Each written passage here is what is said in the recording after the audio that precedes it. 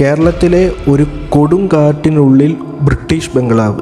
ഈ വീടിനകത്തു നിന്നും 2 പ്രായമുള്ള ആൾക്കാരുടെ മൃതദേഹം വളരെ ദുർഗന്ധമടിച്ച നിലയിൽ നിന്നാണ് കണ്ടെത്തിയത്. ഈ സംഭവത്തിന് ശേഷം അതുവഴി പോകുന്ന ഫോറസ്റ്റ് ഓഫീസേഴ്സിന് ആ കെട്ടിടത്തിൽ നിന്നും ആരോ ഇംഗ്ലീഷിൽ സംസാരിക്കുന്ന പോലെ സൗണ്ടുകൾ കേൾക്കുന്നുണ്ടായിരുന്നു. ഇതറിഞ്ഞ ഞാൻ ആ സംഭവ സ്ഥലത്തെത്തി രാത്രി വീഡിയോ എടുക്കാൻ വേണ്ടി തുടങ്ങിയപ്പോൾ അവിടെ പല രീതിയിലുള്ള സംഭവങ്ങളാണ് നടന്നത്. നടക്കുന്ന ശബ്ദങ്ങളും എന്തൊക്കെയോ എറിഞ്ഞു പൊട്ടിക്കുന്നതുമായിട്ടുള്ള ശബ്ദങ്ങൾ കേട്ടുകൊണ്ടേയിരുന്നു. അതിനുശേഷമാണ് ഞാൻ അവിടെ ഒരു കറുത്ത രൂപത്തെ കണ്ടത്. എൻ്റെ ദൈവമേ, ഓ